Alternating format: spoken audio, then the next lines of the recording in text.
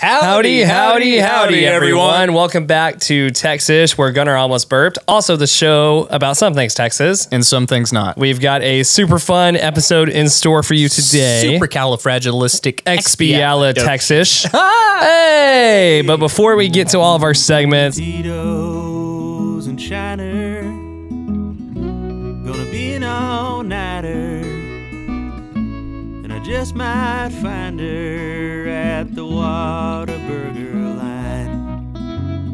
Dance halls and women, but man, I'm wishing that I was fishing by the river tonight in Texas. First, as always, your favorite segment and ours, our not sponsors. Not sponsors, they don't sponsor us. No They money. give us zero money. At Zero all. support. Everything's on us. So thank you to our not sponsors. Seth, who's our first not sponsor today? Huge shout out to Buc-ee's. Buc-ee's! It's like if Walmart and 7-Eleven had a baby. Buc-ee's! Do you need a God bless you sign next to a Longhorn with a 75-ounce Coke? Buc-ee's! Did you just get a foreign exchange student and want to show them what America's really like? Buc-ee's! Is this your litmus test for friends? Buc-ee's. Are you going to the river in your pajamas? Need some ice? Buc-ee's! Do you got 5 hours to kill and just don't have anything better to do?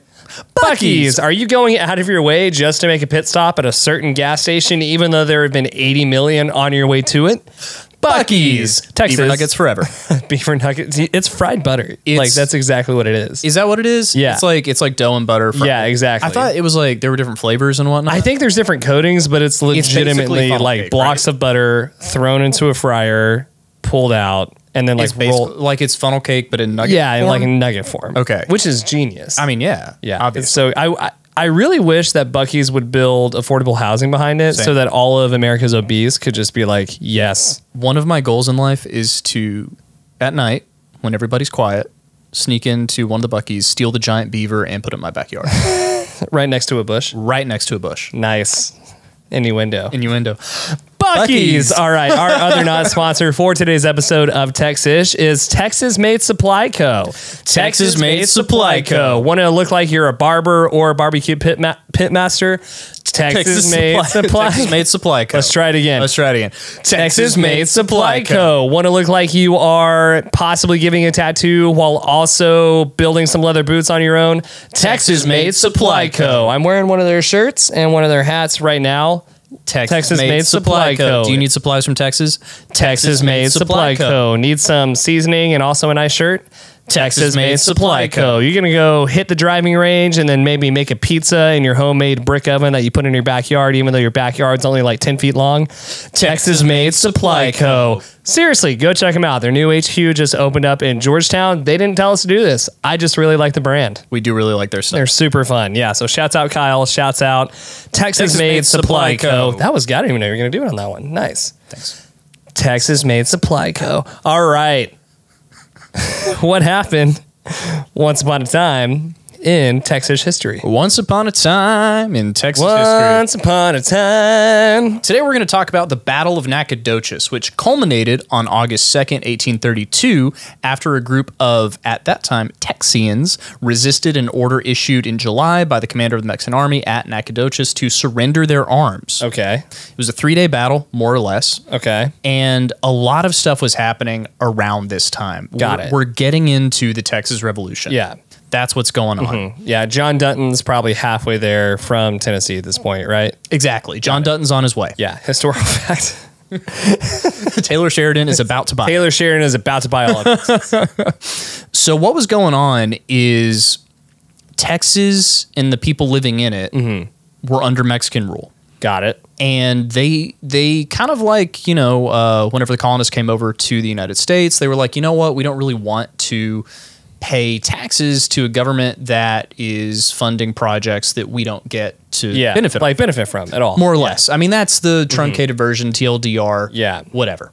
We don't want to pay your taxes because we're not receiving the benefits. Yeah. That's ultimately what it was. Doesn't happen anymore. But and what happened was a lot of people decided that they were going to rebel against the central government of Mexico. Awesome. And they were going to try and become their own nation, Texas. Texas. Right? Mexico didn't like that. Yeah. They were like, wait a second. They were none too pleased. Yeah. So one of the things that happened is the army commander in Nacogdoches, Jose de las Piedras, after reviewing all that occurred during the Anahuac disturbances, issued an order that all residents in his area surrender their arms. This is where it gets even more fun. Okay. James Bowie heard of the situation and cut short a visit to Natchez in July 1832 to return to Texas. Okay. So James Bowie is one of those people who features heavily in the Texas Revolution and was about to go somewhere else and decided that the fight was in Texas. Okay. And he went so he was leaving Texas. He was leaving. Yeah, and exactly. then heard that and said, I'm going to go. I think a lot of high schools will be named after me if I just turn around. If I just turn around and go, it'll be great. Yeah. So on July 28th, they issued a call for help from the local settlements. Okay. So they know that the Mexican army is going to come and try and enforce this order to lay down their arms. So they gather their militia, right? Yeah. This is rights bear arms, gather your militia. This is why we have that enshrined in the Constitution, blah, blah, blah. Anyway, so they bring up a force of about 300 to meet up at a place called Pine Hill. That's a different movie. I know. And elected James W. Bullock, you recognize the name, of Adiac Bayou as their captain. Okay. So on the morning of August 2nd, 1832, Bowie joined the Texian militia as they marched into Nacogdoches to voice their demands to Piedras and declare favor for Santa Anna. Okay. So remember, we're not quite to the Texas Revolution yet. We're getting close. Santa Anna is still kind of in play as maybe he's our guy. Yeah. Right? Maybe he's the guy to rebel against the Mexican army. What a lot of people don't know is Mexico as a nation, up to this point, had turned over its ruler or its dictator or its governor like a couple times, 6 times in the past 12 to 15 years. All was not well with the Mexican. Yeah, it wasn't like Mexico was just like, everything is figured out here. Right. Nothing to see. Because they had invited people from the U.S. to come to Mexico, promised them land and whatnot. The reason they did that was because they knew settlers would be attacked by native population. They were evacuating to the south and were like, let's just put other people here. Right, because they wanted to clear out the natives, but they didn't want to pay for it. Yeah. So that's what they did. Yeah.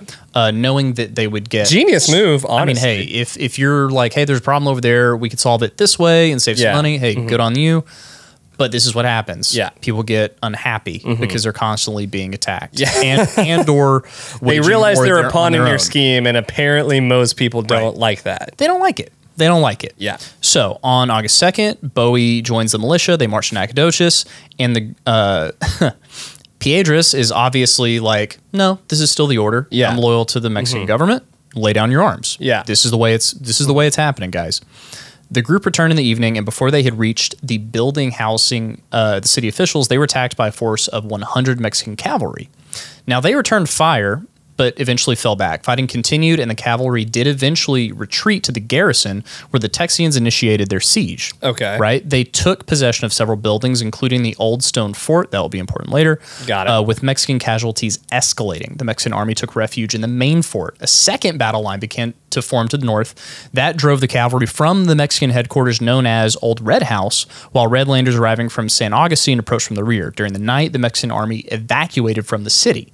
And on August 3rd, James Carter, Bowie, and 15 companions ambushed the fleeing army on the Angelina River, and Piedras fled to a nearby home. His men turned against him, and Captain Francisco Medina took charge. Medina declared to be a Federalist and surrendered Piedras and 300 troops to the Texians. Piedras had lost 47 men with 40 plus wounded. The Texians marched and the rest of the soldiers, him and the rest of the soldiers back to Nacogdoches and on to San Antonio, where they were released. Asa Edwards escorted Piedras to Stephen F. Austin at San Felipe. Piedras was paroled and sent to the Mexican interior. And this is the fun part, right? So Battle of Nacogdoches, a lot of the Mexican army that was there, 300 plus civilians kind of gathered as a garrison. They only lost 3 people. 4 were wounded, 1 mortally, right? So they lost 4 people total. Okay.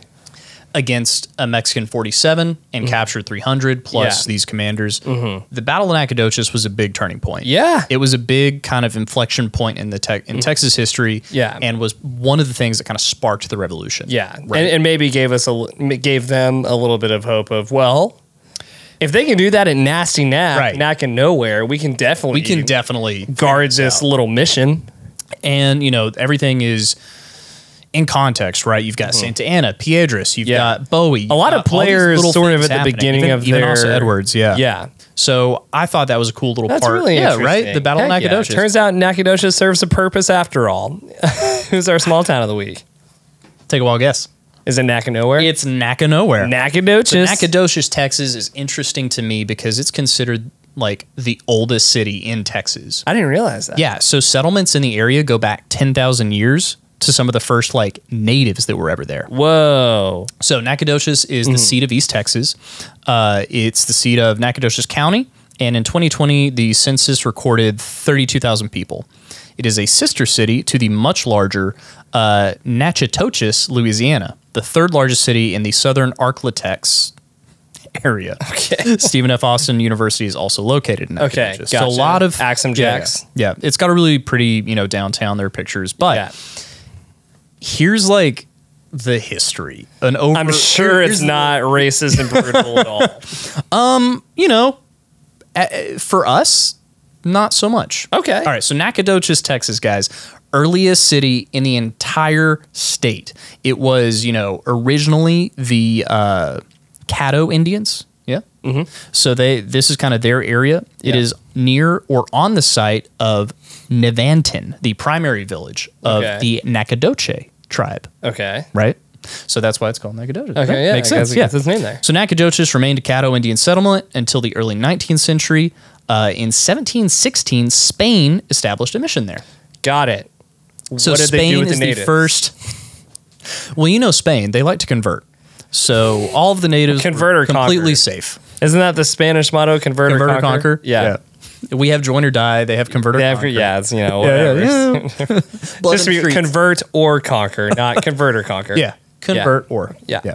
So Spain is the first settlement. Nothing's really happened. It's just like a mission, small mission. Mm-hmm. In the 1960s, following the French Indian War. 1960s? 1760s. Following the French Indian War, the Spanish officials decided that maintaining the mission was too costly, and in 1772, they ordered all settlers to move to San Antonio. Okay. Some wanted to leave, but they actually had to force some of them out by force. Oh, wow. So we're going to keep going, right? Yep. In the 1800s, it kind of becomes Texas later on. Yeah. But let's point out now that this city has been under more flags than the entire state of Texas. Yeah. So Six Flags should actually be in Nacogdoches. So Six Flags of Texas, it had all those flags. Okay. It also flew under the flags of the McGee-Gutierrez Republic, the Long Republic, Are these families? and the Fredonian Republic. I remember Fredonia, like Right? the Republic of Fredonia. Fredonia. What are those other two? It is just the names of the people who... Like they were like, I'm going to have a this was castle. their settlement, yeah. Yeah. pretty All much. right. Yeah, think like Spanish Vikings, Yeah. French Vikings, Spikings. that type thing. In 1832, there was the Battle of Nacogdoches that Okay. brought many local settlers together for what reason? To keep Nacogdoches? There you go. There you go.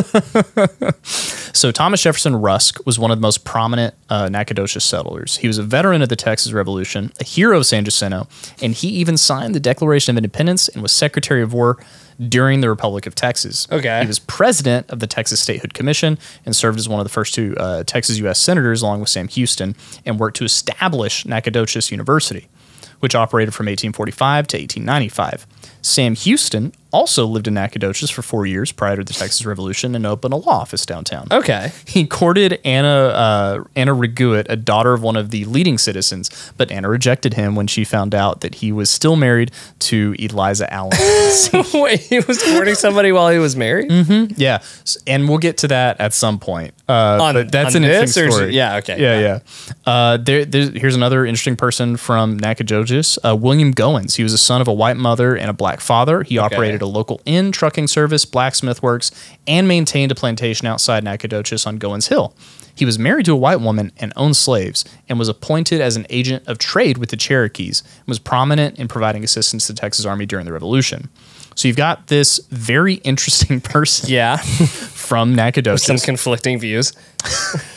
Who was a hustler. He established a lot of things in Nacogdoches that are still there. Adolphus Stern was a merchant of Jewish extraction who maintained the first home in town. His frequent visitors included Sam Houston, Thomas Rusk, Chief Bowles, and David Crockett. So his diary is one of the best sources for early Nacogdoches history. Okay, right? nice. Back when people wrote down Nerd. just like regular things. Yeah, just like kept track of their day. Can you imagine keeping track of a day in the 1800s? Woke up, ate, saw an Indian, didn't die, went to bed. Woke up, still alive, good day. Woke up, didn't die. Woke up, looked at the sun until it hurt my head. All right. Went to bed. Now, here's kind of the more recent Nacogdoches Okay. history. We're into the late 1800s, early 1900s That's now. recent. Yeah. Okay, Yeah. go on. Okay, look, there were people there 10,000 years ago, so give me a break. Okay, you're good. This Yeah, is there's recent. a lot to cover. This is recent. Yeah. There's a lot to cover. Nacogdoches has a lot going on. One of the most prominent, interesting things about it is it was the site of the Texas' first oil rig. Oh, is that where Spindletop happened? No. Oh, wait, I So thought Spindletop struck oil in 1901. Okay. And there is an oil well in Nacogdoches that struck oil in 1898. Oh. Yeah. got it. And it Okay. is not nearly as well known because it only produced 1 to 10 barrels a day. It was a very low production. Yeah. Very independent. Endeavor. Yeah. It was the microbrewery of. But with the fame of Spindletop, they Yeah. got a lot of funding at the time. They were Okay. able to grow that little operation until Okay. the Civil War. And then things So went their oil sideways. operation was interrupted during the Civil War for reasons. Yeah. It's not that episode. Coming back from the Civil War, somebody else bought it, tried to expand the operations, and it never really fully Yeah. expanded. Today, Nacogdoches is small, Okay. but an interesting visit. It has Okay. one of those historic old town areas. I mean, the oldest town. Yeah, the old Yeah. mill is one of the most is one of the oldest historic sites where you can go. It's got a little museum. You Okay. can see that one guy's diary. You can see. Can you flip know, through it, or is it pictures. just sort of It's like, just like in one of those here's his cases, diary, yeah. don't touch it? And then I wonder if he wrote about his dating life. this is my favorite part of Nacogdoches now. Every year they host the Blueberry Festival. Just the blueberry. Just the They're like, blueberry- hey, they- bring your oh, blueberries. yeah, bring your blueberry. Blueberry Yeah, time. blueberry time. You guys like Charlie and the Chocolate Factory? You're gonna love this festival. And I go into all the history just to illustrate, like, Texas is so full of history and interesting events and battles Yeah. and people, and especially during the formation of it, it was home to so much passion and all this overlap of people. Yeah. You know, Nacogdoches had that historic battle. Sam Yeah. Houston came through. David Bowie. Yeah. Sorry, David Bowie, David Bowie. Just all the guy with the knife, not with the weird hair. Stephen F. Austin, all those guys. Yeah. I just thought it was a cool town. Yeah, So I mean, thought well, I'd have, especially, you go to New York, they're like, this pizza shop's been here for 800 years. It's like, cool pizza Yeah. shop. We have an oil well. yeah, Suck it. suck it. Yeah. Suck it, Spindletop. Yeah, how much does that pizza cost? $2? So anyway, Nacogdoches, Texas, small town of the Nacogdoches, week. Texas. All right, nasty knack. Knack and nowhere. Running a small business is incredibly hard when you have no idea how to market it or brand it clearly. Small business owners, small business operators across the country work so hard to make products and services that they are proud of, but almost always hit a plateau in growth. That's why Creators Collective is here to help. For years, we have helped businesses triple, quadruple, even 5 times their revenue by creating branding and marketing content that clarifies your brand and drives sales. So if you are at a bottleneck or at a plateau, trying to grow your small business, even stay in business, make sure to visit creatorscollective.us right now. Schedule a call so we can find out what services you need, how we can work with you, and make sure that we can boost your bottom line so that you can grow as a business. All right, so who is our Texas Badass of the Week. All right, our Texas Badass of the Week is so much more than who you think he is if you read like recent headlines, and that includes me. I've only known this person as sort of a rambunctious gambling addict. And I knew you were going to do this guy, and I'm so glad you I have to do it. So it is Jim McIngvale, otherwise known as Mattress Mack. Mattress Mack. The man's who, as recently as this past weekend, won $75 million. That's his biggest payout so far. It's the biggest payout ever on a sports bet. I'm going to get to that in a minute. But yeah, Mattress Mack, owner of Gallery Furniture in Houston, Texas. And he's become a little more well known over the past couple of years as a fun guy in the public. He frequently makes pretty big sports bets. He'll bet on the Kentucky Derby. He'll bet on get a Final Four. Like he's kind of always making public. He bets like six figures on he's all quoted sorts as of saying, crazy things. "I have a high risk tolerance." Yeah. A little bit of background though. So he was born in Starkville, Mississippi, grew up in Dallas, Texas, went to the University of North Texas, and then moved to Houston. He spent his last $10,000 on a TV commercial ad for Gallery Furniture. And at the time, him and his wife were sleeping in the store. Whoa. Like they legitimately lived in the store. Thank God it's a mattress store. Right? Good thing it's not an Iron Maiden store, am I right? It'd be real tough to sleep in like a Spencer's Gifts. Yeah, I would. Or like a Mardell's Christian Gifts. Right. Like, yeah, there's no bed here, but I can here. sleep on Max Lucado books. Just staring at Jesus. Yeah. Or at like a Best Buy with just all the TVs on all night, or a Bed of Nails store. Best Buy could be fun. I could have fun for at a Best Buy. minute, For but a then minute. all the blue light, you wouldn't be able to sleep at all. So him and his wife are sleeping in the store. They're sleeping in the store. He spends the on last $10,000 on this TV ad. And that's where he sort of found out he had a knack for promotion. He went into business because he views himself as, I mean, he is very entrepreneurial. Very much so. Identifies himself as equal parts capitalist and social worker. Has a high risk tolerance. High risk tolerance. But this is when he finds out he really has a knack for doing promotion. And he ended the commercial by saying, "And we will save you money." So now if you go to Houston and you meet people from Houston and ask about Mattress Mack, the first thing they'll say is Mattress Mack will save you money. Because moving forward in every single commercial he did, he would end it with that like slogan or tagline. Save you money, yeah. So today, we're talking about from a last chance $10,000 TV ad investment. Gallery is worth over $300 million as a business. And what's freaking crazy if you look into it, even down to how he treats his workers in the warehouse, there's 3 free meals a day. Breakfast, lunch, and dinner is free. That's unheard of. Free preschool. They have a free high school that operates like in the warehouse where employees can finish their degree between ages 16 and 26. You can also go to trade school in the warehouse in exchange for your labor. And yeah, I just thought that was freaking crazy. So they've got like built-in. They've got built-in. If you want to learn the next step, here it is. Yeah, you know, work a little bit, get your meal. They have a gym on site that people can use on their shift. So it's not just there for like pre or post shift. People can go in, get a workout in mid shift. So there's the way he treats his employees. But then there's even the way that he has become a figurehead in the community. He's always been big on philanthropy, on community service. You know, his big thing is he believes his obligation as a business owner is to give. And one of the biggest notifiers of that was during Hurricane Harvey a couple of years ago. He opened up the store for victims of Hurricane Harvey who had lost their homes to sleep in the store. Like legitimately, there's images of people just with blankets on top of a mattress, on top of a couch, just... You know, while our wonderful friend Joel Osteen, I was about to make the joke, is keeping the doors to the church shut. Mattress Mack is like, well, just come in here. God forbid you sleep in a pew. And then almost every single person who had to seek refuge or shelter at Gallery Furniture got their homes refurnished for free. Just imagine if the Hunchback of Notre Dame was shouting for sanctuary in front of Mattress Mack. He actually would have gotten in. Yeah, he would have. We'd have no movie then. We'd have no movie. We need the Joel Osteens of the world so that we can have the humpbacks. Interesting stories. So that we have movies to sell. Anyway. What we're saying is Disney wouldn't survive without corrupt religion. That's exactly what we're saying. Yeah. And so we don't just highlight him as a Texas badass for the bet, but here's the details of the bet because it's even more than you think it is. I love the details of the bet. Yeah, okay. The way he hedges is incredible, and what he does with the hedge is actually the most incredible part. Need you to define what hedge means in like 20 minutes. Sure, because I still don't understand what that fair. means. I went to business school. Go for it. Thank you, Texas A&M, 3 and 5.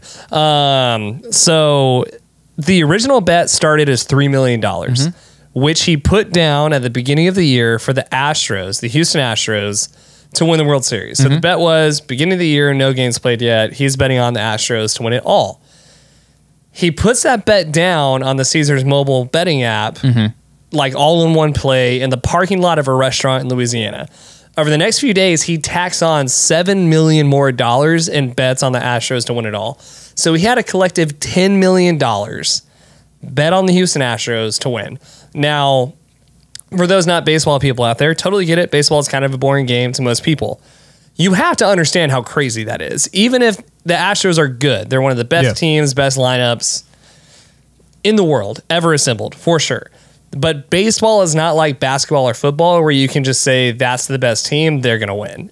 For the most part, in the NFL and the NBA, you say that's the best team, they're probably going to win. The chances, it's high. The Astros could have sucked this year, even with the best lineup, because baseball doesn't make sense. Even the team they were playing, my favorite team in the world, the Phillies, were third in the NL East, the third wild card, got hot, and made it to the World Series. Which is an amazing story. Amazing story in itself. And I will argue that they had one of the best lineups all year. They just didn't play well. But all to say, bottom like, line, this just puts in perspective. They play too many games in baseball. Yeah. The way it works as far as like wild cards and those things. It's a pretty insane bet to just say this team's going to win it all no matter what. But here's the thing that a lot of people didn't know. He ran that with a promotion that if he won his bet, anybody who spent $3,000 or more at Gallery Furniture would get a full refund and then double what they spent. So the promotion was if you buy over $3,000 and Mattress Mack wins the bet, you will be refunded your money and then doubled. So you're actually going to profit what you spent.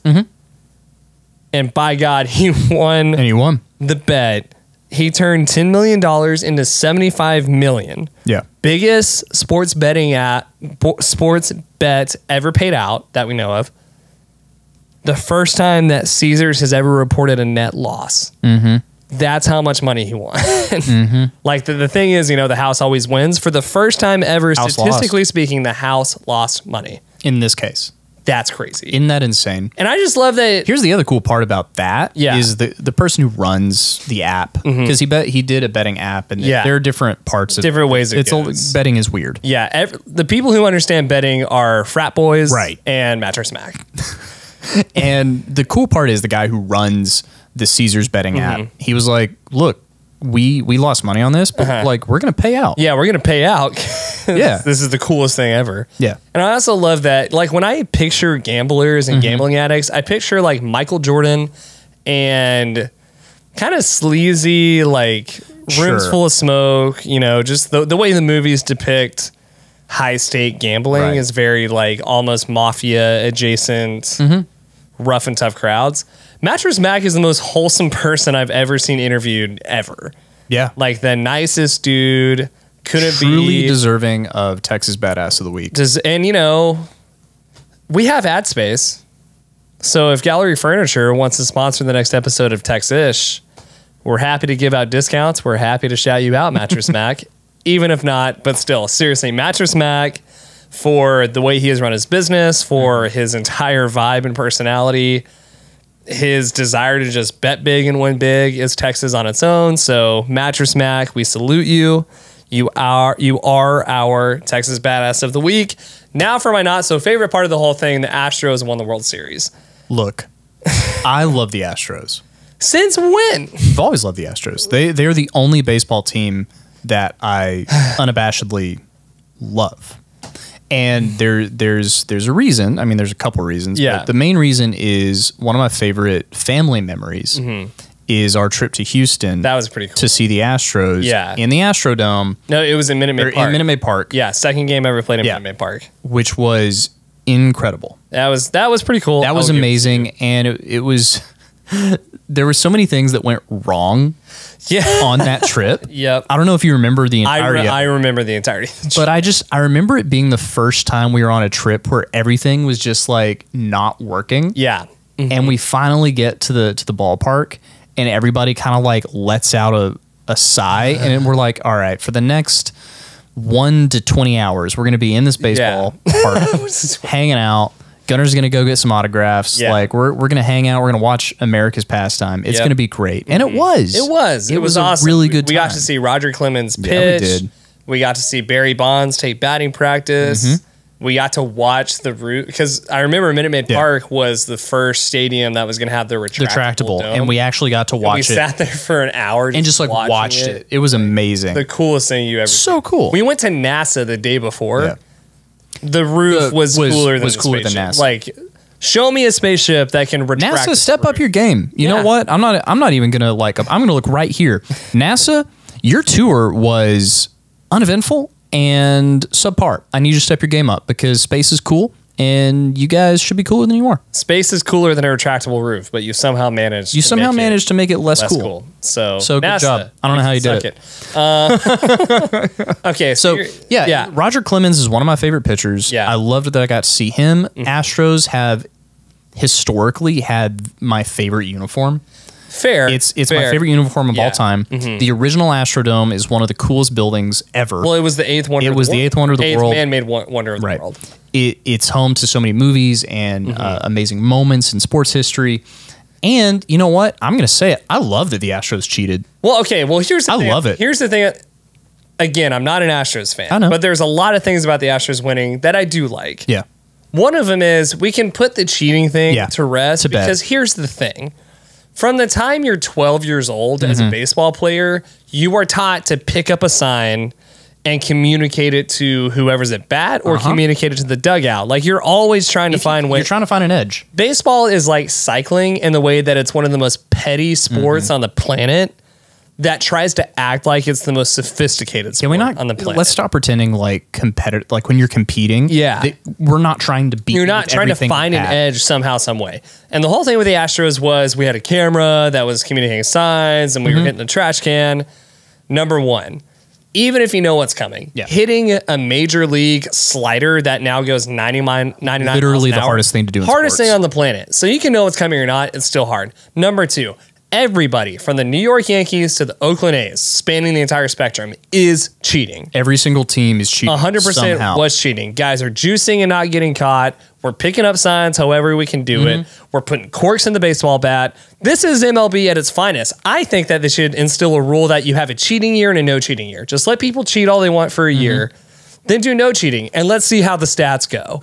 Let's see how the viewership goes up and down. Oh, it was twice the viewership when guys were putting steroids in their ass and we were videoing. I personally think it should be required. I think it should. I think every single professional athlete should be on steroids. I'm just saying it's a little unfair that when all of this came out 2 years after the fact, I mean, we're talking this all came out after they already won their first World Series, which was a good memory for me. All my roommates were Houston Astros fans. Yeah.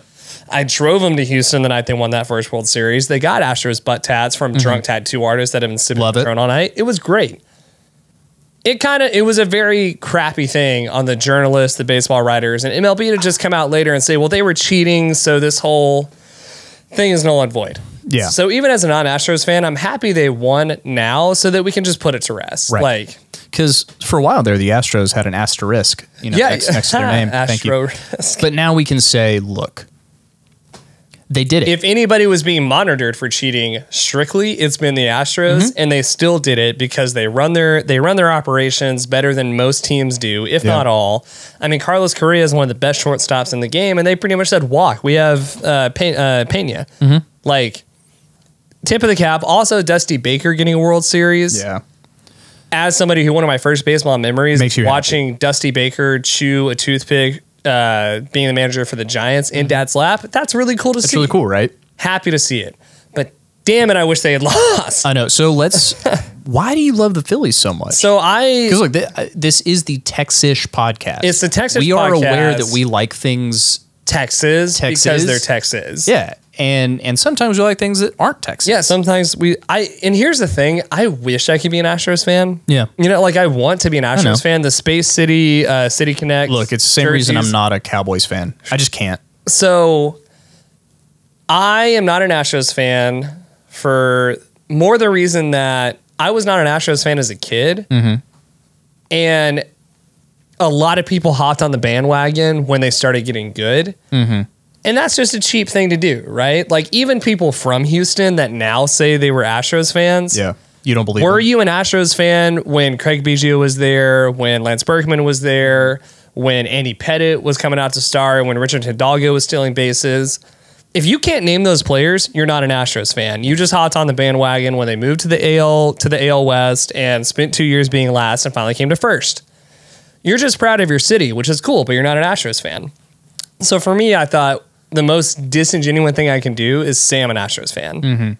because I've never been an Astros fan. Well, at least appreciate your consistency. Yeah, exactly. So it was just like I'm never going to say I'm an Astros fan. I have to pretty much commit to never being one because I wasn't rooting for them when they sucked. Yeah, I mean, as long as you recognize that's your paradigm and that's your choice, that's fine. But I think that's the right thing to do. I don't know. We live in a black and white world, right and wrong. And you live in a black and white world of what?